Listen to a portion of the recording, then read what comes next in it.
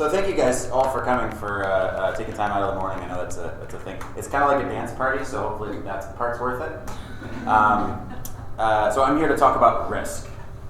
And I'll get into, well, for those of you who don't know, Varsity News Network, it started out as the ESPN.com for high schools, but we've evolved a lot.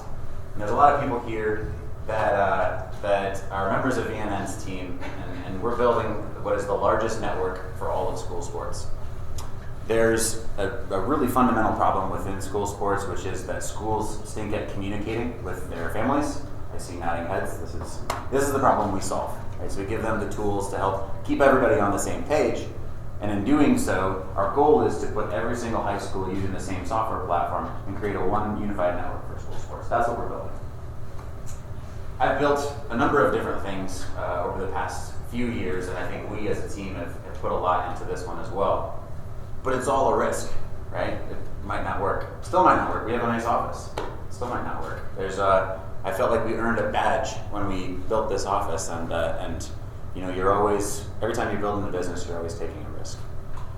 So when I was asked to talk about risk, certainly I think about it a lot. It's a big part of what we do here. But in order to sort of give it its just due, I thought the first thing that we should do is agree on a definition of risk. So I pulled one from the dictionary. Figured we can all agree on that. So risk is the possibility that something bad or unpleasant will happen. Fair? Okay. It also sounds terrible, right? It sounds like, okay, the possibility of something bad happens. Like, nobody wants bad stuff to happen. That sucks. So why would you ever take risks? The reality is, though, that in order to be successful, virtually every hyper-successful person or hyper-successful company is so because they took a risk. Right? You don't become successful without taking risks. So a couple of my favorites here, Steve Jobs obviously quit high school. Fun fact, we work with his high school in California, and we work with their athletic communication. And you look on their masthead for a famous alumni, and he doesn't show up because he never graduated. He took a risk. He's like, forget this stuff. I'm going to go on my peyote journey or whatever that was. And then start Apple. They get fired from Apple, and then mortgage it all to come back. Right? That's the type of risk taking that got him to where he was. Or Richard Branson. Some of you guys might know the story. He, in order to found Virgin Airlines, he was about to catch a flight with 100 other people, and the flight got canceled. He was so pissed because he had to be somewhere. So he was a pilot, and so he talked to the airline and said, "Hey, I'll give you," I think it was like $500,000 to use this plane right now.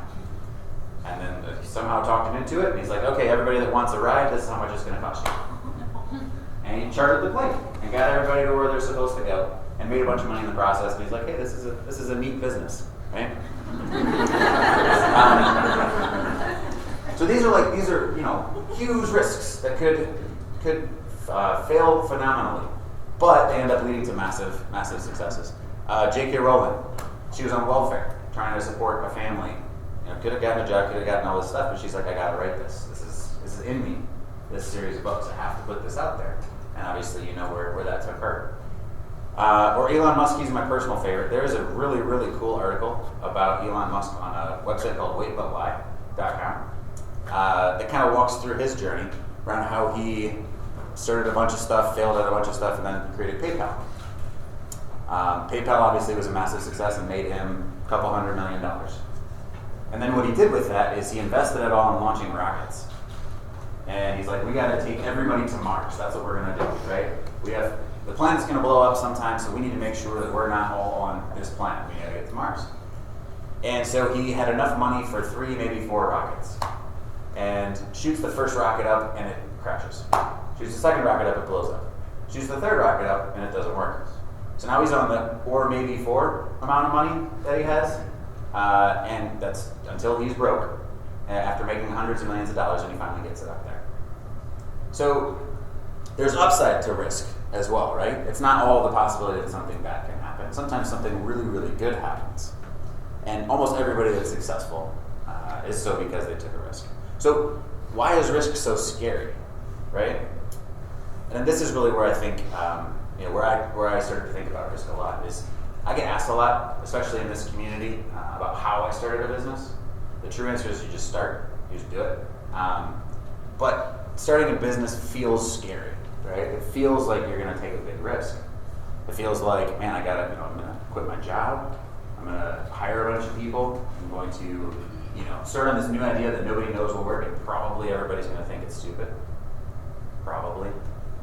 So there's a lot of stuff there, right? The other side of that is that if you don't take that risk, which is great for a lot of different people, right? You end up living in a comfortable life. You go to your job every day. You have a nice paycheck, nice everything, and then you look back in 50 years and wonder, right? What would have happened if I would have started that business? If I would have, and this doesn't just apply to business, it's risk in general, right? What would have happened if I would have traveled more? What would have happened if I would have taken a month and gone to Australia? Or what would have happened if I would have asked that girl out on a date? Like, these are the types of things. These are risky, but it's scary. We tend to equate risk with fear. So risk isn't going to go away. It's a real thing. But my question was, how do I separate the fear from the risk so that I can take better risks? So this is me. Some of you guys probably saw this. I had no say in what picture was put up about me. This is the coolest seats in Ford Field. We actually got to meet Ndamukong Sue's sister, and she gave us those nice little decals and stuff. But I'm really intense about the lines. I haven't missed a game in like 21 years. So, and we just got I think, a good draft pick. At least he's good looking, I hear from some of the ladies. So I'm excited about that. But so why am I giving this talk, right? I mean, we're all creatives here. That's the purpose of this. And so by definition, we all take risks. When you release art, when you ship something, there's the possibility that it could totally bomb, right? And that's why you get that little jitter right before you're about to hit the send button, like, okay, is this going to work? But hopefully it doesn't stop you, right? Because that fear is the thing that gets in the way. The definition of risk being the possibility something unpleasant might happen every time you ship art. Something unpleasant might happen. But I think why I'm here talking about risk today is that we as a company took a risk that ended up becoming large, right? And that's why we're all sitting in this office. Not necessarily that it's successful. I wouldn't say that we're successful yet, but it's certainly large, and it's attracted a lot of really talented people. So that's my bio, right? I started VNN, nice, really powerful company with almost 1,500 schools. That work with us, 8% of the country, fastest growing company in the industry, poised to make a really big impact in school sports. And that's the bio that you might see. That's what you'll see online. That's the stuff that I talk about, usually in a public setting. And this is a little bit of a unique talk because I'm still in a public professional setting, right? So that's the type of sort of characterization that you'd normally get. But this is a real talk, right? This is Creative Mornings, so let's be a little bit raw, and let's look what my bio actually looks like. So, first thing that I did was I was going to be the great American novelist. I was going to write the next book that was going to change your life, the next Huck fan, right? And I colossally failed, and I'll get to how that happened. That was one of the low points in my life a little bit later. So, okay, forget that. I didn't want to be a novelist anymore, and I decided I'm going to get into nonprofits, and I'm going to start an event that is going to just absolutely change young people's lives. It's my way of philanthropically giving back, and also patting myself on the back somehow. So what I did is I created this event. I actually worked with the Big Brothers Big Sisters of West Michigan, and the West Michigan Whitecaps, who are, by the way, a really phenomenal organization when it comes to community stuff. And I put them together, and I was like, we should take all of these Big Brothers Big Sisters out to a day at the park for free. Buy hot dogs, do the whole thing. Like, a lot of these kids might not have gotten to go to a game before. My original idea was actually to take them all to a Lions game, but I wasn't able to pull that off. So Whitecaps it was, and again, Whitecaps are awesome. So we did this, and my idea was somebody's going to get to throw the first pitch, right? One of these kids, this 8-year-old kid, is going to get to throw the first pitch. And Lou, the guy at the Whitecaps, he's like, absolutely, we'll make it happen. It'll be amazing. And then all of them got to throw out the first pitch. So there was I don't know, 68 first pitches. There was a line of people lined up at the pitching mound throwing, and then they were all competing against each other and stuff like this. It was awesome, right? And I had this idea in my head, all right, we're going to scale this. We're going to make this big. We're going to do this every year, and we're going to bring it around to other franchises, and we're going to really make a difference. And Lou's like, yeah, I don't know. It wasn't, I mean, it was great, but we're not going to do this anymore. Shit. All right. So that didn't work. You don't like Lou? No, Lou's a really good guy. He does enough, and I want to be clear about that, because he does enough for the community. He does also, you've been to a Whitecaps game, you know all the stuff that he does already. It's just that my idea wasn't that unique. So then I started another thing. I founded this thing called Detroit Sport Report, which was my way of taking my writing passion as well as my passion for the Lions, putting those together. I was going to write about the Lions for a living. This was the whole goal of this was I was going to watch sports and call it work. That was the goal, right? So I started this website called Detroit Sport Report, where I was writing all those things, and learned quickly that nobody cared at all about what I had to say about the Lions. So now I'm on the stage, so I can talk, and you have to listen when I talk about the Lions. But at the time, that didn't work. I went so far as to get a car tattoo of Detroit Sport Report. So I had this old beater car, and my wife Laura just thought it was hideous. She kept trying to scrape it off while I wasn't looking. But I was committed to this stuff, and it didn't work, and so I had to move on from there as well. So I started this company called West Michigan All Star. This was actually the predecessor to VNN, and this was it was actually semi-successful. It was the largest, very small sports blog in West Michigan about high school sports. But we had 10 people working for us, all for free, and we covered a lot of games, and it was fun, right? And it taught me a lot about how high school sports worked, what the problems were in there. But ultimately, I think in total, in the 2 years I was doing it, we probably made $10,000. Obviously, that's not going to work either. And then finally, after all those failures and plus a bunch more that didn't fit on the slide, we get to VNN.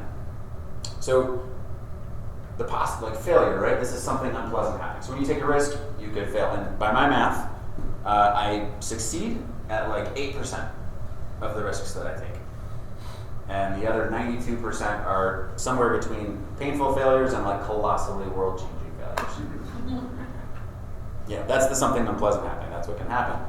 And it's so unpleasant. This is a picture of West Michigan All-Star, what I wanted it to be. Myself on the left, I was a boss back then.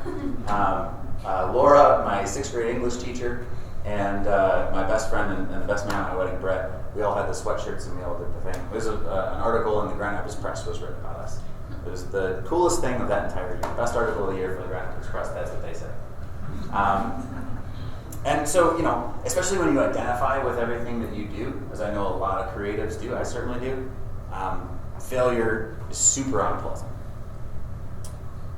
But you fail enough, like I have, and you start to, you understand you're not going to die, right?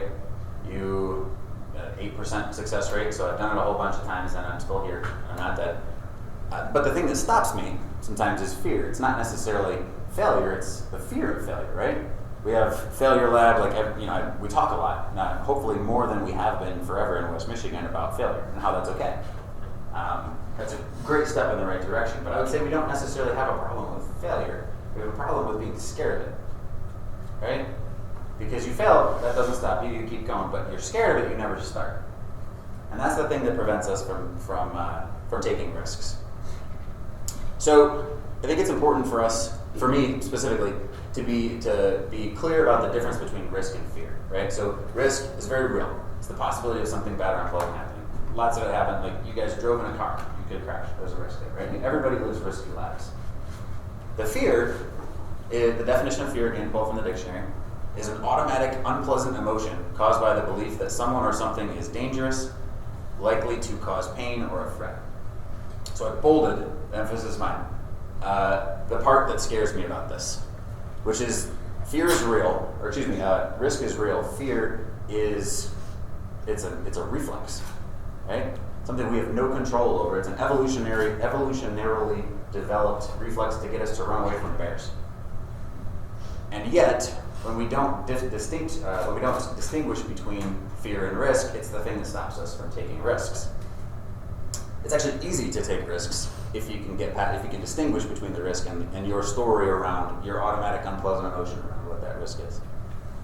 So, I think the first thing to know about distinguishing between those two and how we process risk is that the way we process risk doesn't make any sense at all. So when we get that fear reflex, we get it in things that have absolutely nothing to do with them being risky. Like a lot of people, you've been at some point in your life scared of the dark, right? And the dark is a lack of photons. It's kind of stupid to be scared of a lack of photons.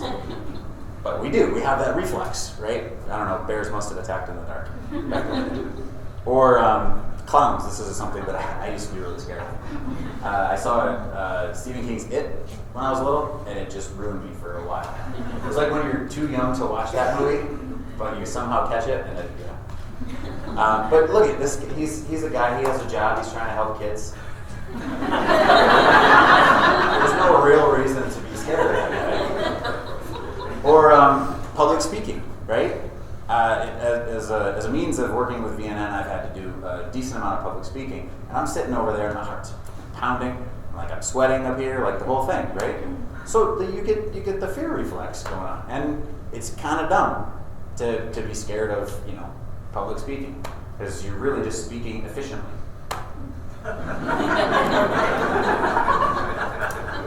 Or flirting, right? How many people have been scared of this before? I remember when I was little, this was like my first absolutely terrified moment.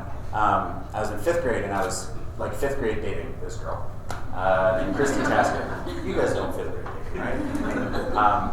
And in elementary school, there was the boys' table and there was the girls' table where we sat for lunch, right? And I'm at the boys' table, and I like worked up my courage. I'm like, I'm going to do this.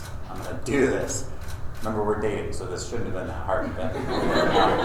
So I get up and I walk over to Christy's to her table, and I put my hand on her shoulder, and I was like, "Hi." Holy moly! Electricity in the room when I did that. But again, like that's scary, right? That's scary to talk to somebody and to take a risk of the possibility of something bad or unpleasant happening. Like she could have. I would have crushed it. But on the other hand, we aren't scared of things that are super risky, like bears. Right? What is this girl doing?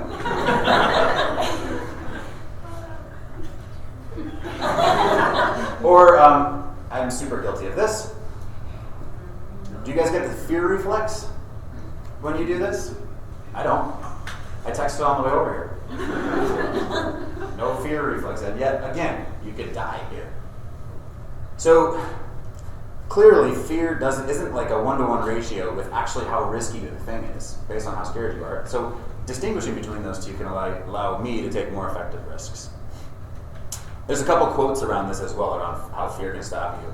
You guys have read Dune. They say fear is the mind killer. Or one of my favorites, George R.R. Martin from Game of Thrones, the man who fears losing has already lost. Sci-fi, right? It's big on this. They understand it. There's a lot of nuance in sci-fi that you guys might not get, but I encourage you to try it. And so, understanding the difference is the key here. And it's not that successful people don't feel fear, it's just that they can distinguish between those things and they process, like they take the risk based on the risk. It doesn't say take every risk, but evaluate it based on the risk that you're taking as opposed to your fear and your story about the risk. So, this is going to get a little meta. When I was asked to take this talk on and talk about risk, I all of a sudden had to go through this process. I had to process, okay, I have some fear and some stuff built up around risk. Am I going to talk about it? Because a big part of how I process risk has to do with a low point in my life, right? And it has to do with the great American novelist I said I'd come back to. So when I was in college, I got a creative writing degree. And part of my sort of idea about myself at the time was that I was going to write the great American novel. And what do novelists do? They drink like a fish, they experiment, they just go ham with everything you can, and then you write about it, right? Some of you guys know, the people that I know in here, that I don't drink anymore. And that's because I packed in an entire lifetime worth of drinking and doing all sorts of other things into like 3 years in college. And it led me to a variety of bad things, including jail, twice. So here I am, I'm sitting in jail after trying to be the great American novelist. And I was in there for like 5 days. My mom left me in there because she's like, you're gonna like your lesson. But I'm wearing I remember vividly. It's not a pleasant place. I'm in an orange jumpsuit, no underwear. They take that away from you, and sandals, like these grubby ass sandals. And I'm sitting there going like, oh my God, how irreparably changed my life has become. Like, this is not my life. This is not what I'm trying to do. And so, I was very much there. I stopped drinking, stopped doing the whole thing. This was like 10 years ago or something like that. And things changed when you stop drinking. So I went on a different trajectory after that. But that being there has given me context in terms of, hey, if something bad happens, like, it's been worse. You know what I mean? So if I'm thinking about processing a risk, whether that's traveling or whether that's starting a business or whatever, the actual risk, the downside of it, is not as bad as it's been for me before. So that's a really critical thing for me in terms of how I process risk. And so as I was thinking about taking this talk on, I was like, do I talk about that? Because I don't really talk about that to people. And so I was like, all right, well, let's process this. Talking about a checkered past, right? What's the actual risk of that? Some saint in the audience might not relate to me. Any saints? Nobody's gonna raise their hand. So that's the risk, right? But my fear about the risk, everyone will hate me, I'll lose my business, everyone will think I'm an awful person, I'll have to skip town. Nobody will think of me the same. So you see how that sort of that for me, it just ran rampant, and I remember talking to Lauren about whether or not what I was going to talk about in this talk. This is risk for me. Me being down there gives me freedom to take bigger risks, but I almost didn't talk about it. Not because it was risky, but because I was scared of it. I do this all the time, by the way. Like when we first started VNN, I had a fear around telling people about my idea.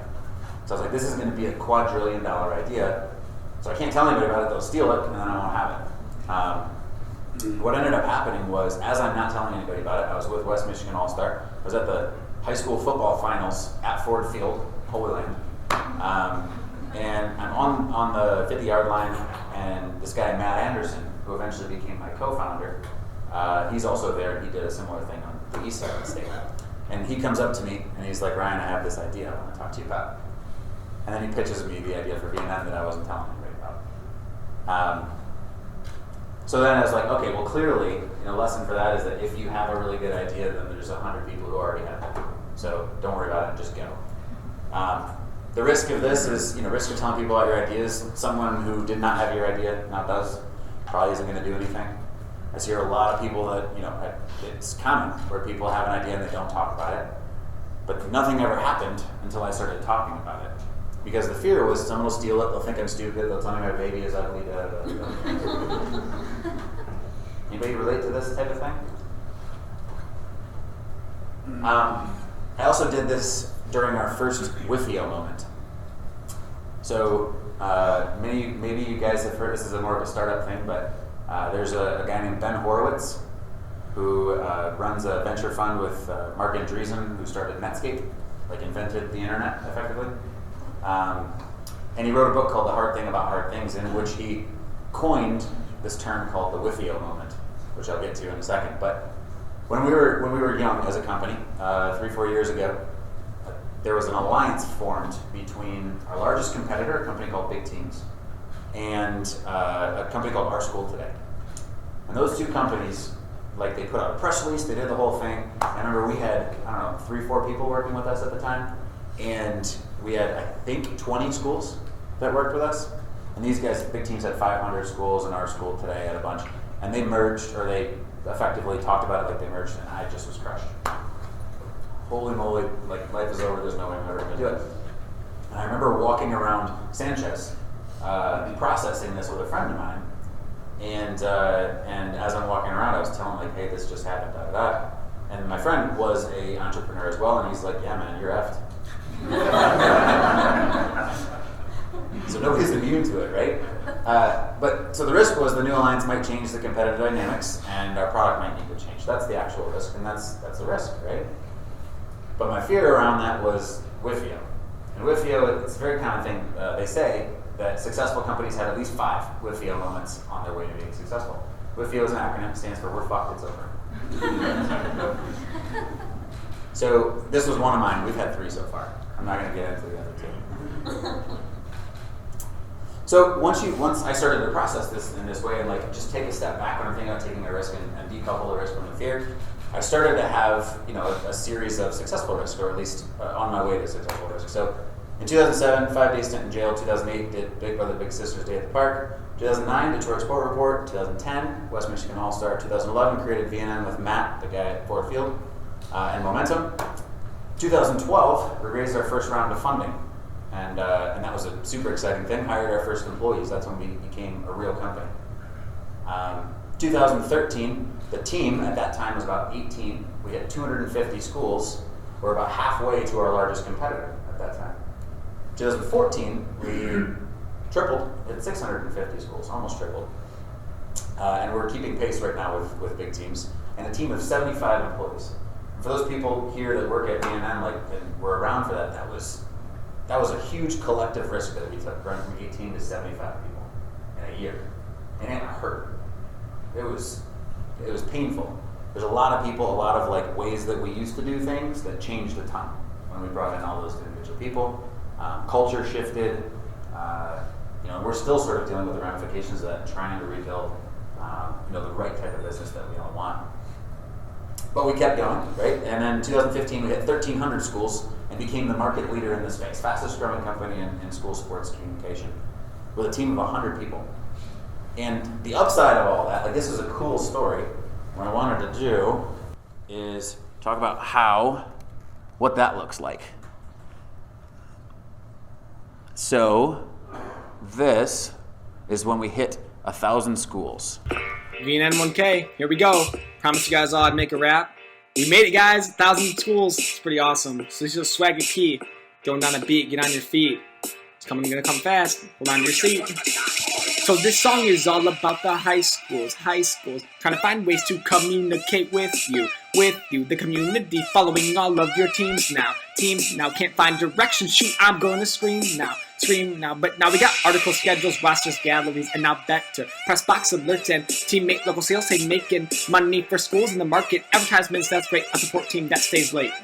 And now a note from our competitor, Schedule Star? Schedule Star is gonna break you. Fake 'em, shake 'em, VNN can't scrape 'em. But talk to Ryan, Plaspo, Chris, Austin, Phil, and last Tony.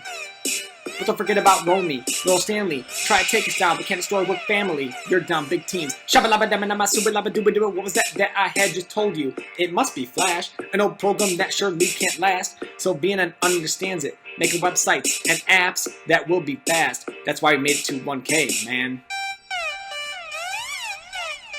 So this is for all the schools who all they ever did wanted their data to be accepted. I represent him or her, VNN similar. 1,000's the reason that I made this song. So from the break of dawn, Matt Anderson and Ryan Vaughn thought about building websites and might as well bring high schools along. So cheers to all you, making the dream come true, following through the cry of high schools. You follow them, look twice, looking into student athletes, colleges. Gotta get in through like a window broken in the middle of the night. VNN coming at you, get ready for the fight. But anyways, welcome to the show. Bob, Tony, let's roll. Okay, so that was my instruction to myself. So the upside of taking risks, right? So that was when we hit 1,000 schools. Now we're at about almost 1,500, just a short time later. And here's where VNN is. We're a venture-backed company, and by definition, a venture-backed company is not a profitable company, which means that we lose money on a daily basis. And the reason that we lose money is because investors are gracious enough to fund us so that we can grow, right? This is a little bit of a new concept in West Michigan, but it's common on some of the coasts. But it's a different type of business, and it's an especially risky type of business because you're losing money, so there's a clock. How much money do you have in the bank versus how fast can you move? You have to be able to get to the next inflection point. You have to be able to create enough value, do enough awesome stuff we all do as a team before the time runs out. And there's always that clock. And that's the thing that we deal with now. So, we're when we're thinking about fundraising, which is kind of a constant process for a CEO of a startup, the actual risk, if you don't, is that your business doesn't make it. And you and your teammates all find new jobs. That sucks, right? But your fear around that, or my fear around that, is you die. And you're responsible personally for the deaths of every single one of your teammates. Everybody's dead and it's all on me. And by the way, everybody knows I don't know what the hell I'm doing. That fear of being a fraud is like a really real thing. So this is what I process now, and this is what collectively we as a company all process, is this fear. But for me, on the one hand, I know that with this type of a risk, relative to my previous reality, which is you're in jail, you do not pass go, you do not collect $200, yeah, no, I mean, I can do this. This is a risk that's worth taking. The upside of making videos like that is really, really worth it. But on the other hand, relative to the risks of not trying, you look back on your life after 50 years in a safe, secure job and wonder, that to me is way scarier. White House with a picket fence, 2.5 kids, a dog, maybe a couple dogs, who knows. And you look back and think, man, what would have happened if I would have launched that thing? What would have happened if I would have traveled? What would have happened if I would have talked to that girl? So if I can leave you with one thing, it's to disconnect these two things, risk and fear. When you think about taking a risk, whether or not you think about it, you're taking risks all the time. Some of them are good risks. Some of them are bad, like texting and driving. You may or may not have this fear reflex, but that has nothing to do with how risky the thing is. And so, when it comes to starting a business, that's a risk, but it's not your fear about it. And the problem is when you let that automatic evolutionary reflex govern how you take risks and govern how your life unfolds. So you already lead a risky life. Just evaluate the risks and then go from there. Thank you guys very much.